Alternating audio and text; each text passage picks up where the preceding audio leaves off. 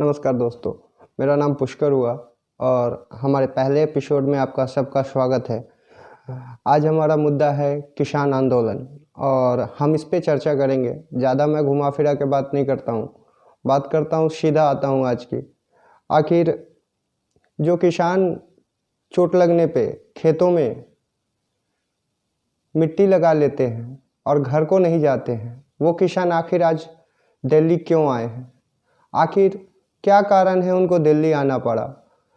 ऐसी कौन सी बात हो गई कि वो दिल्ली आ गए?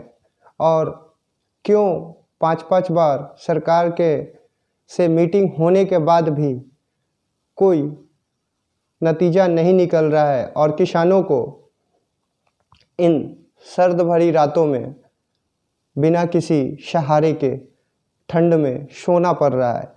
आखिर इन्हीं सब सवालों के साथ आज का हमारा पहला एपिसोड पूछ रहा है पुष्कर के साथ। आप सभी दर्शकों का हार्दिक अभिनंदन है। मित्रों, बात में ज़्यादा घुमा फिरा के नहीं करता हूँ, पूछता हूँ आपसे, ऐसा कौन सा देश में कौन सा ऐसा जेनेटिक प्रॉब्लम हो गया है कि जब कुछ भी होता है, कोई भी अगर कोई आवाज़ उठाती है, कोई अगर कुछ बोलने चलता है तो उसे देशद्रोही का एक तगमा दिया जाता है, जिसे एक तगमा दे दिया जाता है कि ये देशद्रोही है। अरे भाई, अगर अपने देश में अपने हक की आवाज़ उठाने पर अगर हमें देशद्रोही घोषित कर दिया जाएगा तो क्या हम अपने देश में ही देशद्रोही हो जाएंगे और गलत करने वाले करते रहें और हम कुछ ना बोले? वर्तमान सरकार केंद्र की जो है उनसे मैं पूछना चाह रहा हूँ, पूछ रहा है पुष्कर का बनाने का उद्देश्य मेरा ये था कि हम केंद्र सरकार से अपनी आवाज़ उठा सके। आपके द्वारा हमारे हर एपिसोड में एक गेस्ट को बुलाया जाएगा और वो किसी संस्थान से जुड़े हुए उनके अध्यक्ष होंगे, सचिव होंगे या उनके स्पोक पर्सन होंगे, जिनको हर दिन हम लोग बुलाएंगे और बातें करेंगे देश के विभिन्न मुद्दों पे, विभिन्न समस्याओं पे। इनका निदान क्या होना चाहिए, इनका समस्या का समाधान क्या होना चाहिए, उन लोग और उन बुद्धिजीवियों से। ये नहीं कि डिबेट की तरह कि 10 को बुला लिया और किसी को बोलने का मौका ही नहीं दिया। उनको समझा जाएगा कि वो बोलना क्या चाह रहे हैं, किस तरह विकास करना चाह रहे हैं। और अगर आप हमारे इस कैंपेन से जुड़ना भी चाहते हैं तो हमें ट्विटर पे कमेंट करके अपने क्वेश्चन पूछ सकते हैं। प्रतिदिन हमारा जो भी गेस्ट आएंगे उनके लिए हम कमेंट सेक्शन खोलेंगे और उस पर आप अपने सवालों को हमारे ट्विटर पे आप कमेंट बॉक्स में अपने सवालों को भेज के उन सवालों का आप उत्तर भी उनके द्वारा पूछा जाएगा, हमारे द्वारा पूछा जाएगा। अब मित्र, 8 दिसंबर को सारी विपक्षी पार्टियों ने भी ऐलान कर दिया है किसानों के समर्थन में भारत बंद का। मेरा भी सपोर्ट है क्योंकि मैं भी एक किसान का बेटा हूँ। मोरल सपोर्ट भी होता है और कुछ ग्राउंड लेवल पे भी सपोर्ट होता है, तो मेरा मोरल सपोर्ट है। क्योंकि मित्र, हम पिछले 1 साल से बहुत ही आर्थिक तंगी से भी गुजरे हैं, बहुत लोगों को देखा भी है।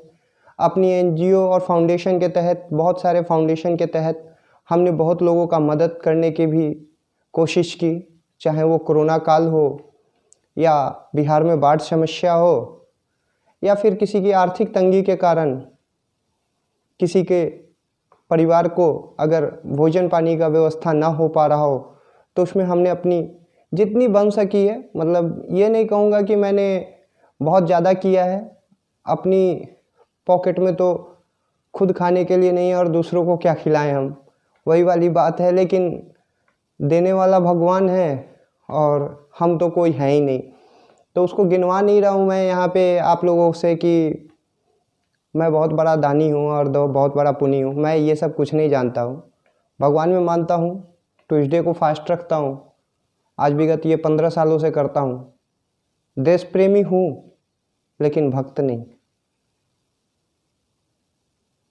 भक्त बोले तो अंधभक्त नहीं, किसी राजनीतिक पार्टी का भक्त नहीं हूँ। जो सही बोलेगा उनकी बात का समर्थन करूँगा, जो गलत बोलेगा उनका विरोध भी करूँगा। ये हमारा लोकतांत्रिक अधिकार है। सरकार से सवाल पूछने का हमारा अधिकार है लोकतांत्रिक, जिसके तहत बिना किसी अपशब्द के हम अपनी बातों को अपनी पोर्टल के द्वारा पूछने की कोशिश करेंगे और आप सबों का सपोर्ट भी हम चाहेंगे। अगर हो सके तो छोटा भाई ही समझ के देखिए, मैं कोई फेमस पर्सनालिटी हूँ नहीं कि आपको कहूँगा कि मुझे लाइक करो तो आप लोग एकदम टूट पड़ोगे मुझे लाइक करने के लिए, सब्सक्राइब करने के लिए और फॉलो करने के लिए। मैं एक मतलब खाते पीते परिवार का हूँ, मतलब ये भी नहीं है कि बहुत गरीब हूँ या फिर ये भी नहीं है कि बहुत रिच फैमिली का हूँ। हाँ, एक अवगुण है कि मैं स्वर्ण हूँ। ये तो सबसे बड़ा इंडिया का मतलब बाय डिफ़ॉल्ट कह लीजिए या, पर मुझे गर्व है कि मैं स्वर्ण हूँ। मैं जाति विशेष पे और धर्म विशेष पे किसी को टिप्पणी नहीं करने देता हूँ। यह हमारी लोकतांत्रिक प्रक्रिया है जिसके तहत मैं भी जूझ रहा हूँ और हमारे जितने भी स्वर्ण भाई हैं वो भी जूझ रहे हैं।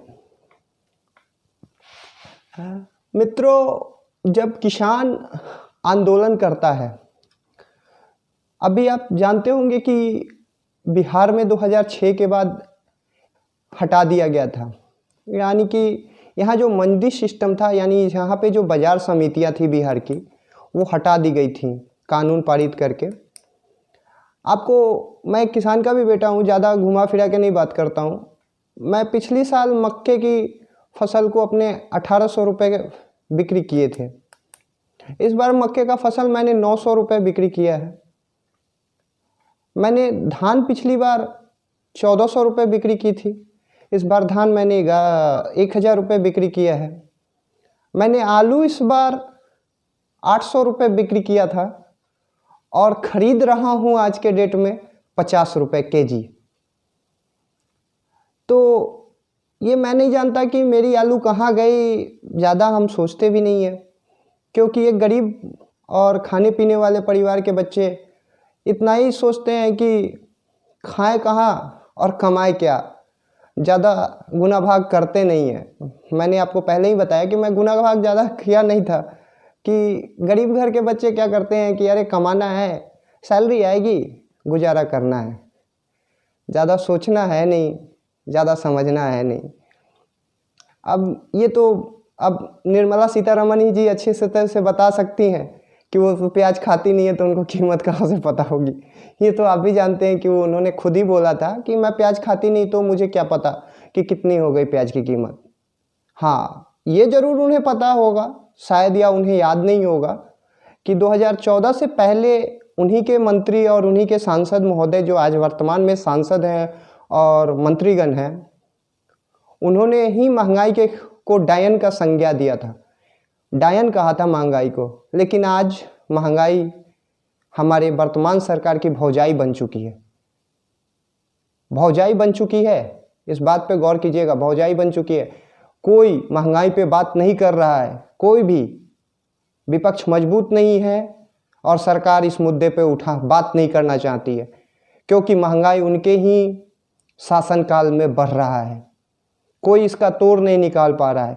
बेरोजगारों की स्थिति पे बात करते हैं।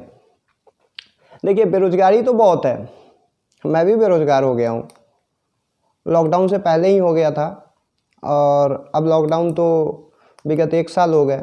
मैं फ़ैब में यहाँ आया था, बिहार में हूँ फरवरी से ही, क्योंकि बिहार में तो नौकरी थी नहीं की, तो मैं बिहार से बाहर ही नौकरी किया। अपनी शिक्षा दीक्षा भी बिहार से बाहर की थी क्योंकि एजुकेशन नहीं था। माता पिता ने बहुत कष्ट से पढ़ाया भी, रोज़गार भी मिला, रोज़गार खाने पीने के लिए मिला था, घर पे 1 रुपये भेजा नहीं, अपना गुजारा हो जाता था। रोज़गार फिर चला भी गया और फिर वो दोबारा मिला भी नहीं। मैं पिछले 1 साल 1.5 साल से बेरोज़गार हूँ। अब घर के ताने भी पड़ते हैं, परिवार के भी ताने हैं, रिश्तेदारी में किसी के यहाँ आना जाना नहीं हो पाता है, शर्म भी है और एक रिस्पॉन्सिबिलिटी भी इसको समझ लें। रिस्पॉन्सिबिलिटी इसलिए है क्योंकि हर कोई को उम्मीद रहता है कि हमारा बच्चा ये करेगा, बहन का बेटा मेरा ये करेगा, भगना मेरा ये करेगा, नाती मेरा ये करेगा, पोता मेरा ये करेगा। पर पोता जब कमाने की उम्र होती है तो सरकारों के नीति और नियत से पिसता हुआ चला आता है। ये है आधुनिक भारत की सच्चाई।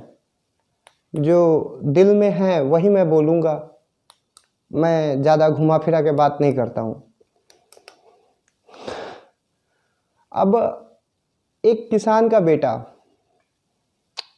मेरे पिताजी तो बिहार सरकार के एम्प्लॉय थे, पर मैं एक किसान के बच्चे की बात करता हूँ। मैं अपने ग्राम में भी देखता हूँ, यानी गांव में देखता हूँ, बहुत सारे किसान के बच्चे हैं।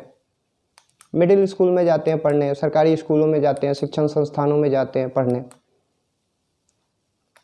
उनकी खिचड़ी मिलती है खाने के लिए, पोशाक का पैसा मिलता है, साइकिल योजना मिलती है, किताब के लिए पैसा मिलता है। लेकिन यही जब मिलता है तभी वो दलित के बच्चे जाते हैं स्कूल में पढ़ने, तभी वो जाते हैं वो चीज़ करने। वो पढ़ने के लिए कोई नहीं जाता है, खिचड़ी खाने के लिए जाते हैं। अब इस पे हम सुधार करें, नीति बदले, नियत बदले। किसी एक आदमी ने, भैया जी कहीं एक शो है उसमें आए थे, अभी उन्होंने एक रिपोर्टिंग की थी चुनाव कवरेज के दौरान, ये जो अभी बिहार विधानसभा चुनाव गुजरा है। उसमें एक रिपोर्टर ने पूछा एक आम आदमी से कि आपको क्या सरकार से क्या उम्मीद है। तो उन्होंने बहुत ही करारा जवाब दिया था और जो ट्रेंड भी हुआ था मार्केट में। उन्होंने कहा था हमें राशन नहीं चाहिए, हमें खैरात नहीं चाहिए, हमें शिक्षा चाहिए। शिक्षा दोगे हम अपना हक खुद छीन लेंगे। लेकिन हम शिक्षित हैं, हम टॉपर नहीं हैं, हम शिक्षित हैं, इस बात का हम अनुमान जानते हैं। और एक विद्यार्थी से अच्छा उस मनुष्य को कोई दूसरा नहीं जान सकता है। वो इंटरव्यू लेने वाला भी उस इंसान की क्वालिटी नहीं जान सकता है, उस इंसान की गुण को नहीं जान सकता है। कि हम अगर, कहावत है ना, ऊपर मतलब क्या कहें, बगल में छुरी वाली बात हो गई, बगल में छुरी, और मतलब वही बात, घुमा फिरा के बात नहीं करते हैं। तो देखिए, जहाँ तक मुझे लगता है किसानों का मांग जायज़ है। और मैं किसानों को ये नहीं कहूँगा कि एमएसपी की मांग करें, वो मिनिमम सपोर्ट प्राइस की वो मांग नहीं करें, एमआरपी की मांग करें, मैक्सिमम रिटेल प्राइस की मांग करें। कि हमारा अगर प्रोडक्ट 10 रुपये का बनता है तो हम उसे 2 रुपये प्रॉफिट जोड़ के उस पे 12 रुपये में बेचेंगे, और ये हमारा मैक्सिमम रिटेल प्राइस होगा। हम मिनिमम सपोर्ट प्राइस पे क्यों किसान बेचे अपने सामान, जबकि 60% आबादी, मिनिमम 16% आबादी इंडिया की किसान हैं, कृषि पे डिपेंड हैं, 60% आबादी। तो फिर उनको मैक्सिमम रिटेल प्राइस क्यों नहीं मिलता? कंपनियों को क्यों मिलता है? कंपनी के लोगों को क्यों मिलता है? कंपनी के प्रोडक्ट पे क्यों मिलता है? सीमेंट क्यों मैक्सिमम रिटेल प्राइस पे मिलता है? दवा क्यों मैक्सिमम रिटेल प्राइस पे मिलता है? और हमारा जो उपज है, हम अगर एक धान की बात करते हैं, मैं किसान का बेटा हूँ, मैं देखता भी हूँ और करता भी हूँ। ज़्यादा मेहनत नहीं हो पाती है, क्योंकि देखिए, मैं यहाँ पे यही बोला हूँ कि सच्चाई बोलूँगा, कैमरे के सामने मैं सच्चाई बोलूँगा, झूठ नहीं बोलने आया हूँ यहाँ पे। झूठ बोलने वाले उन मीडिया से की तरह, अगर मीडिया हाउस की तरह मैं रहता तो मैं कोई पत्रकार नहीं हूँ। पत्रकार रहता तो पत्रकारिता करता, चाटुकारिता करता, गोदी मीडिया रहता। मैं यहाँ मीडिया बनने नहीं आया हूँ, मैं सवालों को लेके आया हूँ उजागर करने, आपसे बात करने, अपने आम इंसान होने के नाते अपनी कष्टों को एक विजुअल का रूप देके आपके समक्ष प्रस्तुत करने आया हूँ।